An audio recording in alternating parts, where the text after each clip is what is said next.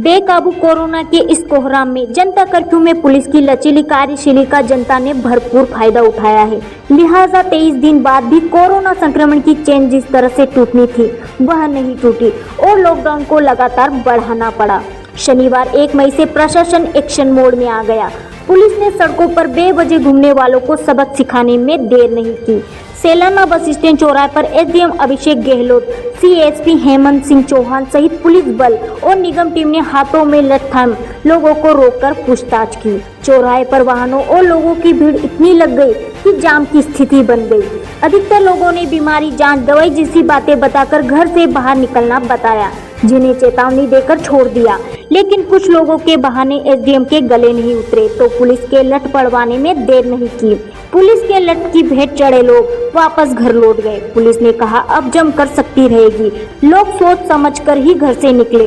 Police की कार्रवाई अब सख्ती के साथ सतत चलेगी, एसडीएम अभिषेक गहलोत ने बताया।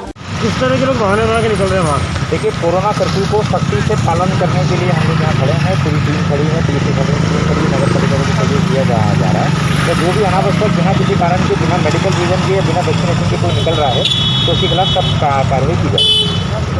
अस्थायी जेल में किसी भेजा अस्थायी जेल से ही ज़्यादा कड़ी कार्रवाई करने की कोशिश कर रहे हैं। किस तरह की देखेंगे अभी, जैसा कि आप लोग देख रहे हैं लगातार कार्रवाइयाँ हो रही हैं। एक कार में मरीज और ऑक्सीजन मशीन सिलेंडर के साथ ले जाते दिखे। पुलिस ने एक साइकिल सवार को रोककर भी पूछताछ की।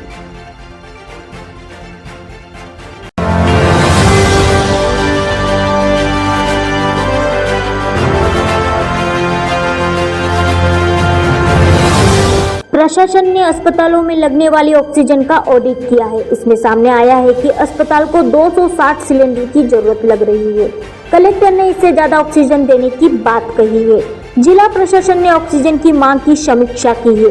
प्रति व्यक्ति पर लगने वाली ऑक्सीजन के आधार पर प्रत्येक हॉस्पिटल की ऑक्सीजन मांग को तय किया गया है। इसमें 260 सिलेंडर खपत होना सामने आई है। वही तय बेड क्षमता के अनुसार सभी अस्पतालों को खाली बेड पर मरीजों को भर्ती करने संबंधी कोई रोक नहीं लगाई है। आयुष हॉस्पिटल में एक मरीज को ज्यादा ऑक्सीजन देने का मामला भी सामने आया है। उस मरीज का इंदौर के अरविंदो अस्पताल में इलाज चल रहा है। कलेक्टर गोपाल चंद डार ने बताया कि डॉक्टरों ने हमें बताया है कि मरीज को ज्यादा ऑक्सीजन देकर और परेशानी में डाला गया है। ऑक्सीजन को लिमिट में रखें। निजी हॉस्पिटल में जरूरतों से अधिक ऑक्सीजन सप्लाई हुई, उसके बाद भी किल्लत बताई गई तो ऑडिट में मामले उजागर हुए।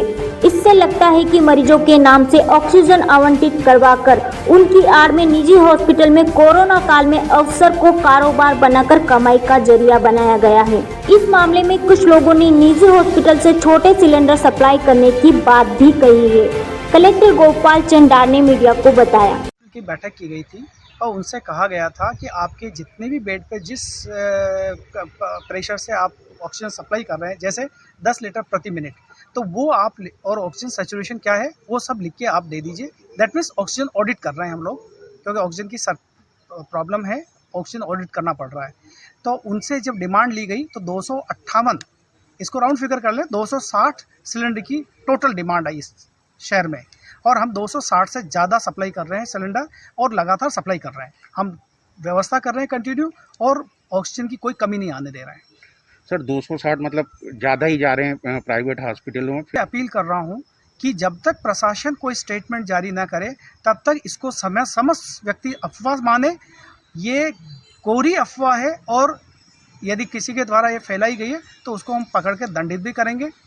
पकड़ में आने पर उसको दंड भी मिलेगा और इस अफवाहों पर कोई भी ध्यान न दे। ऑक्सीजन की पर्याप्त व्यवस्था हम कर रहे हैं, लेकिन एक ऑप्टिमल यूज़ आवश्यक है। इस समय ऑक्सीजन बहुत महत्वपूर्ण मेडिकल ड्रग है। सर ऐसी सूचना भी आ रही है कि कुछ प्राइवेट हॉस्पिटल जानकारी अभी? हाँ, ये मुझे अभी जानकारी प्राप्त नहीं हुई, लेकिन सुनी सुनाई बातें पर मैं विश्वास नहीं कर सकता।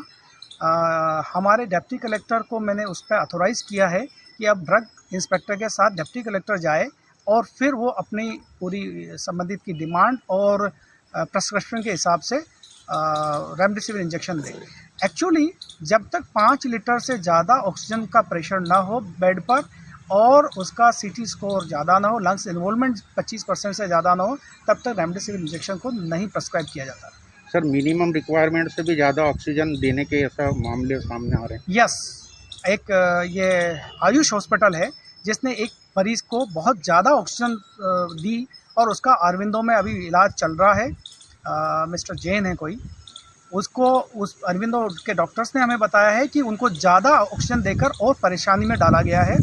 ऑक्सीजन को बचाए, ऑक्सीजन को लिमिट में रखे, ये सभी की आवश्यकता है, अति सर्वत्र वर्ज्य है। रेमडेसिविर इंजेक्शन की क्या स्थिति अभी?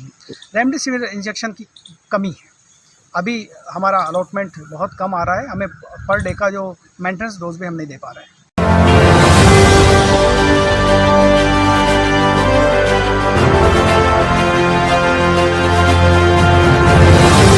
भक्तन की बावड़ी मुक्तिधाम कोरोना मृतकों के नाम हो गया है, जहां हर सुबह देर शाम तक सिर्फ एम्बुलेंस से उतरती लाश और दहाड़ मारकर रोने की आवाज ही गूंजती है। अपनों को खोने का गम सिर्फ परिजन ही जानते हैं, लेकिन हर रोज दर्जनों चिंताओं की चीख और आंकड़ों का अंतिम संस्कार सिर्फ रोजमर्रा के कामों में शरीक होकर रह गया है।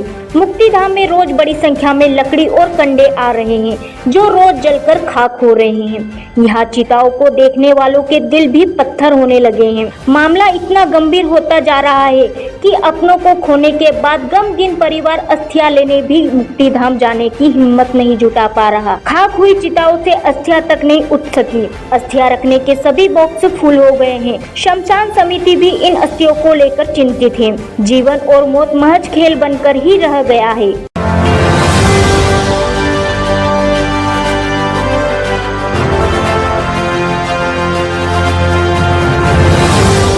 10 वर्ष पूर्व देखा गया सपना आज 1 मई मजदूर दिवस पर साकार हुआ है। रतलाम को दिल्ली मुंबई कॉरिडोर की सौगात मिल गई है। रतलाम उद्योग जगत के वरिष्ठ उद्योगपति नरेश झालानी एवं उद्योग संघ रतलाम के उनके साथी सदस्य जयंत बोहरा, आशीष पंडित ने रतलाम के सभी जनप्रतिनिधियों, पूर्व विधायक शिव कुमार झालानी, पूर्व मंत्री हिम्मत कोठारी, खुर्शीद अनवर एवं पूर्व मंत्री कांतिलाल भूरिया, नगर विधायक चैतन्य कश्यप से मिलकर दिल्ली मुंबई इंडस्ट्रियल कॉरिडोर की योजना में रतलाम शहर को भी सम्मिलित करने हेतु एक सार्थक सामूहिक प्रयास किया था, जिसका परिणाम है कि रतलाम DMIC में शरीक हो गया है। 1 मई मजदूर दिवस पर मिली खबर से औद्योगिक कारोबारियों में खुशी की लहर है। DMIC में शरीक होने से रतलाम में अनेक रोजगार के अवसर पैदा होंगे एवं कई बेरोजगारों को रोजगार प्राप्त होगा एवं उनका जीवन सुचारू होगा। शहर की उन्नति के लिए किए गए समस्त राजनीतिक दलों के वरिष्ठ नेताओं के इस सामूहिक प्रयास का यह नतीजा है कि आज यह सौगात रतलाम को मिली है। शहर विकास के कार्यों में व्यक्तिगत महत्वाकांक्षा को दूर रख, राजनीति द्वेष दूर रखकर किए गए किसी भी प्रयास को सफलता मिलना सुनिश्चित है, उद्योगपति नरेश झालानी ने AN टाइम्स टीम को बताया। आज मजदूर दिवस के उपलक्ष्य में 1 मई को मैं रतलाम वासियों को एक पुरानी यादों के जरिए रतलाम के विकास में नई सौगातों का जो आगमन हो रहा है उसके बारे में एक महती जानकारी देना चाहता हूँ। आज से 10-12 वर्ष पूर्व ILNFS करके एक भारत सरकार की एक उपक्रम, जिन्होंने सर्वे का कार्य चालू किया था, और उनसे बातचीत में हमको पता चला कि रतलाम को हटाया जा रहा है DMIC प्रोजेक्ट के पहले फेज पे से। उस वक्त राज्य शासन की ओर से ली एसोसिएट्स वाले, जो बाद में इसमें जुड़े थे, और रतलाम नागदा इन्वेस्टमेंट जोन को जो मंजूरी पहले चरण में मिली थी, उसके लिए श्री शिव कुमार जी झालानी, श्री हिम्मत कोठारी, खुर्शीद अनवर साहब, चेतन जी कश्यप, कांतिलाल जी भूरिया ने उस वक्त दिल्ली जाकर श्री आनंद शर्मा साहब से, जो कि केंद्रीय मंत्री थे, उनसे चर्चा करके सबने एक साथ उज्जैन में जाके, विजयवर्गीय जी जब उद्योग मंत्री हुआ करते थे उनके समय पे ये उस हॉल में जहाँ ये मीटिंग चल रही थी DMIC की, उसमें अपनी आमद दर्ज करा के और अपना विरोध दर्ज कराया था।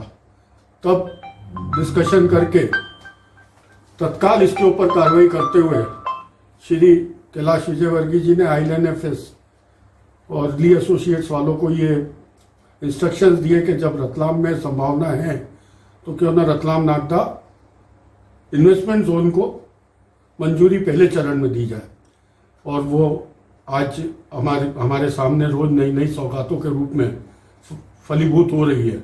मुझे एक वाकया याद है, सुबह सुबह 8 बजे ILNFS के बड़े अधिकारी लोग हमारे यहाँ सुबह नाश्ते पे आए थे। तब शिव कुमार जी झालानी साहब ने उनसे पूछा था कि अरे बहुत सारी ऐसी योजनाएं आती है लेकिन कुछ मिलता नहीं है रतलाम को।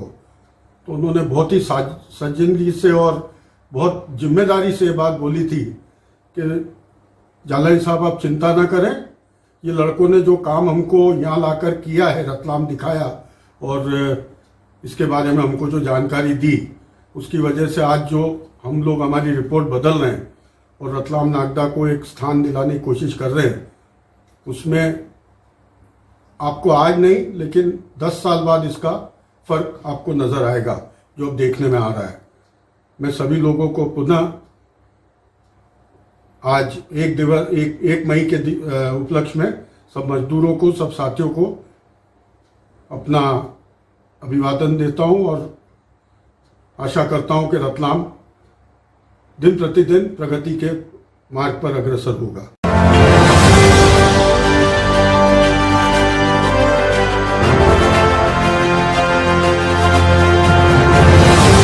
रतलाम जिले में कोरोना पेशेंट की रफ्तार तेजी से बढ़ती जा रही है, फिर भी कुछ नासमझ लोग बेवजह घर से निकलकर नियम तोड़ते हुए नजर आ रहे हैं।